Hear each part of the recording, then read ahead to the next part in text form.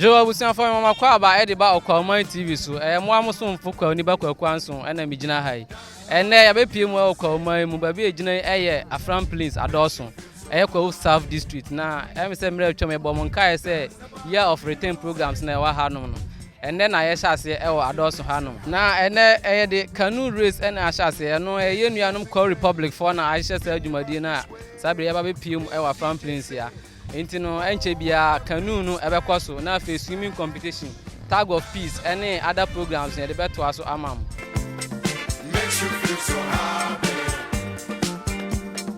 dance about the music makes you happy Father Lord Jesus, we thank you for today. We thank you for making our program possible today. We give you praise, we give you honor, we give you the adoration you deserve. We say, blessed be unto your holy name. Into your hands we commit today's activity. This we ask through Jesus Christ and we pray with thanksgiving. Amen. Amen. Sir, and it's ready to before Kwahu Republic.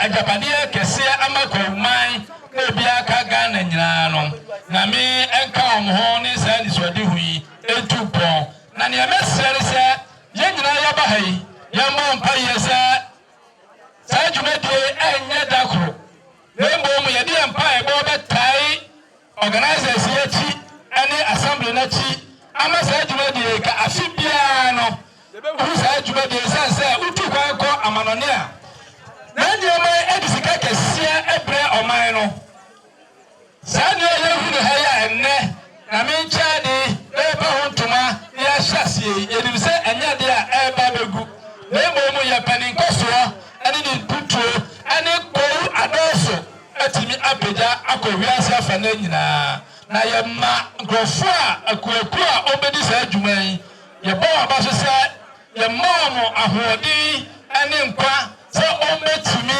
achira adisa adwuman na omo a Kwahu se yemra yemedisa adwuman na hye omanfo nkran no ye ba bibia so se oma ahode ne nkwa na oma dwumadiri enko kan ne beye ohaw asan de yesra se onyifiro na yembo pa yese may the better side win this sports activities a yadi abahi Omampani kwaso, organizers in kwaso, South in kwaso, and Mobibia, aha, and not every Naminka Obibia, Yedamasifa. You have seen for me some of my cover be made the bulk of my TV to Sabri, Jumadina and Yabeshas, and now Minsaka Banty about 1% minute to train combo. Of I frozen. You did Joe Boglan, now Joe Fee, Bruben, who called a cockruma, who branchy, where who got a branchy writer. A Krobiko Hall, a war, Mem Chamfre, and helicopters. Uduha, Obeko, Udu Rebecca, no, I do Suano, one I'm afraid. Okay, now you my dear, wait me, you need it. I ever winning. I be a Yankupon, say Yankupo Wumwa, ever winning. Yet me say Yankupon a boy, yet you need a baha, and tea, ever winning. Ever winning, ever winning. No, no, boy, no, no, Busan for seven men saka group for so aha me number be twetwe nkomo boss the frozen the friend is Cisco o mother you know fi problem she only but I want fa bit ma chirem kakra awo wo kwa kutu social mu awo kutu social ufri che una na akosempoa na jumade ya be ye na jumade ya be ye hu ni se o there so ya ba ni wala ya ba se ba be ji ade na akọ nti wo vim e ba be ji ade na akọ ye ko group fufu so mo so mo ba be ji ade na akọ mo so mo ba ji nti se wan de ni nti ba won da ye di ba enu ya won da mo di ba enu ye de be timi won nti me ni yo vim say nya mi ti e be ji ade na akọ ye hwe mo ni Chowe afi mi aje na ne gomela bedodere ya eje no gomelo ae afi mi aje na ne gomela ya eje no gomelo ae Oh, Yami Soso Zahiro. Sabayado, Yami Soso Zahiro. Oh, Yami Soso Zahiro. Sabayado, Yami Soso Zahiro.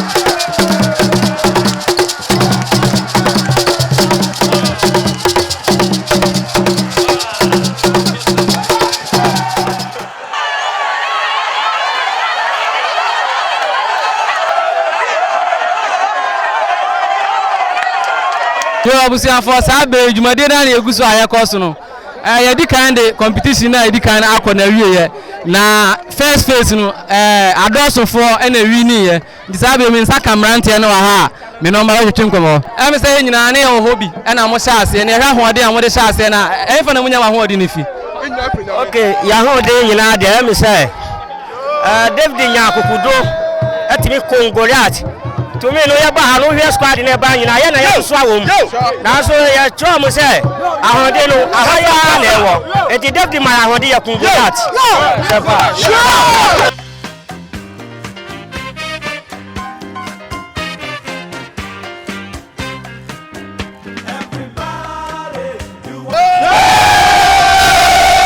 yo abusiafo sabre musofo ko ni ba kwa anso ni minsa aka bon krasefo dwumade na na egusu no na second phase no mo na edi kan ndi sabre ma men ko mo ho na men ko tie no mo ma yo sabre mi bisa se honhom be na munya ya matimi de edi nkunim ye ni honhom bia nyame na eboai na emse mudoso kakra but ye hwe ye sha ase ni nyina ye wonso na ja ahode amode sha ase na bi mu kwa di manim but mutimi yire mo ho aba bedi kan de na encourage mu amutimi ye sa ya boss afon na omo di jai aha aduma we omo ye sa chewo enti e de pese ye ndi moshi ele da mase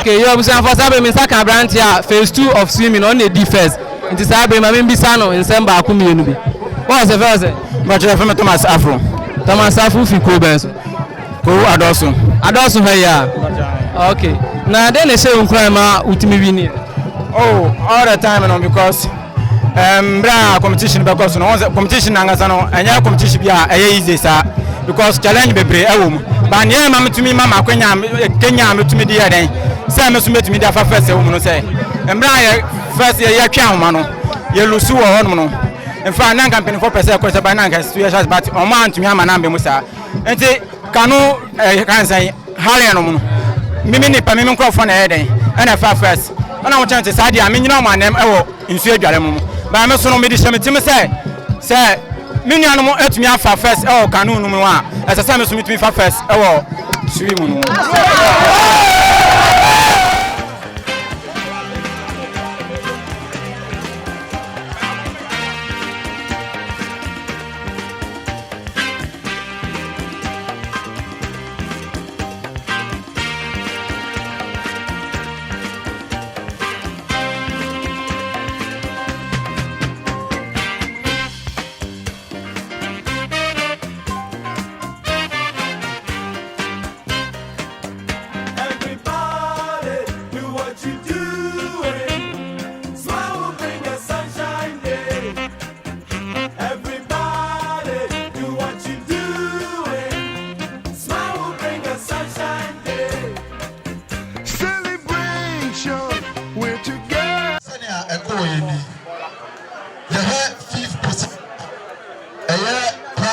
Adawso no 1,000 Ghana cedis. The OD fifth, 1,000 Ghana cedis. Sana the OD fourth, eso 1,000 Ghana cedis. Tetidiana 10 million.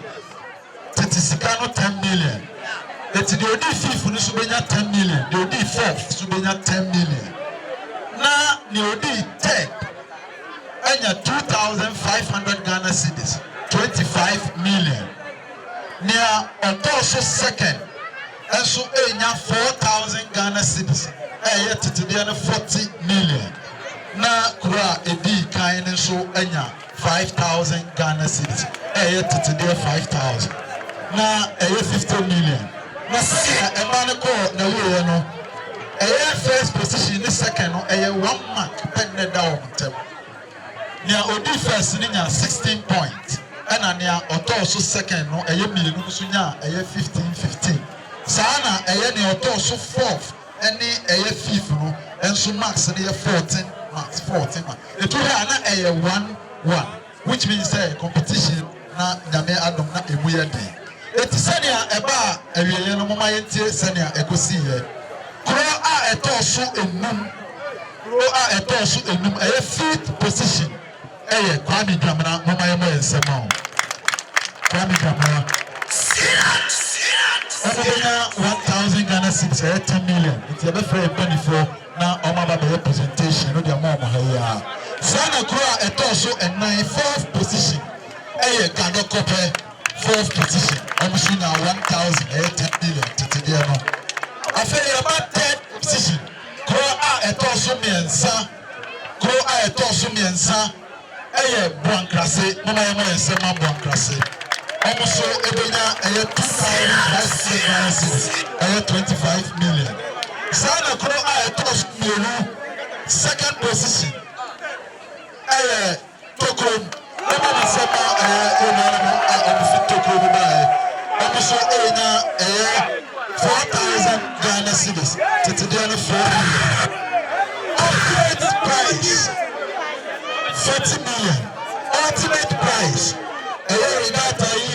Go Edu Kana, I say, Omoya, host and win.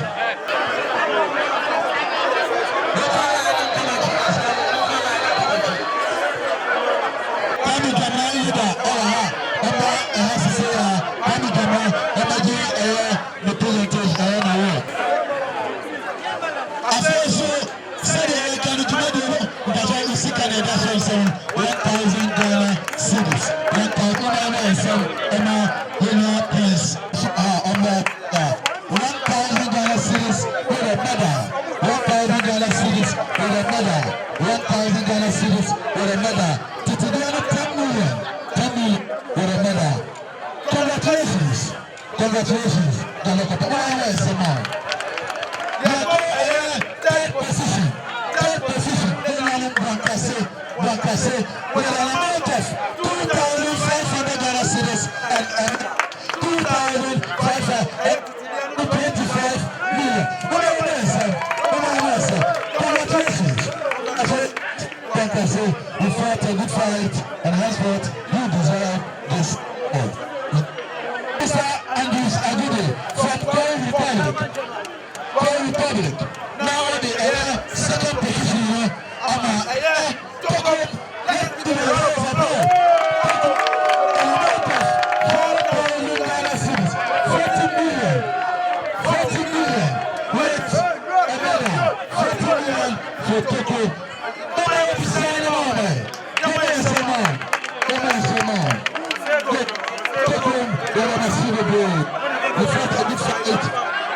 Thank you very much. Thank you much. Now, the ultimate prize.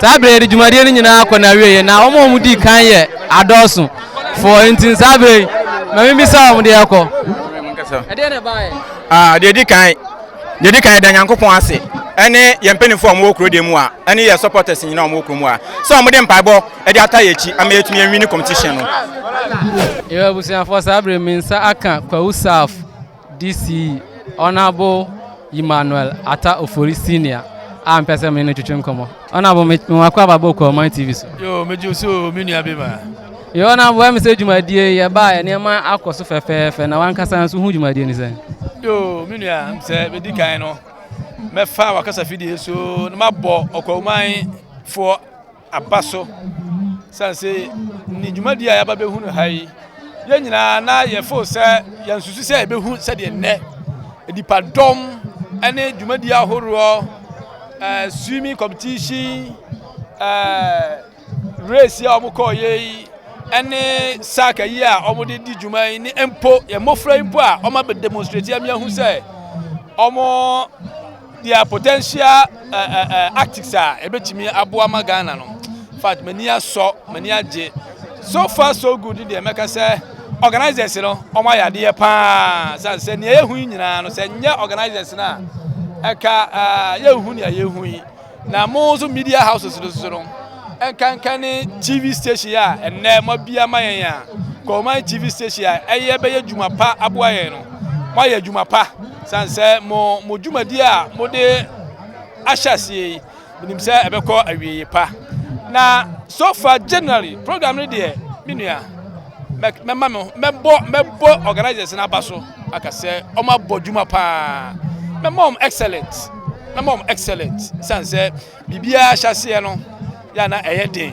nanso o ma demonstrate am yahu say you omo wo adepa omo de eba makwawu man minim se do ma ahyase yi de next year no ebe chen afi we de na kakra meka ne se manimi nuanom mansi enum no ebe ka bom sanse enye Kwahu South nko a na mom eye mansi enum no nyina adwumadi a ya ahyase na ye de yaho boa ba be so masene ama omani suadi hu a omunya ya omde sa adwumadi aba eba betra no ama na timi akonkan na ma omo amaba be so ebe so mu so no omo ho aha omo kakra na mse Kwahu de ye won kabom na san kabom no ana ye de bedi djuma ama aban no ani suadi hu omampani ani suadi hu awo sa adwumadi mu no Ghana atima fa ne tuma pafura eti yenso so ye nya omu next year ne de yɛbɛba no full swing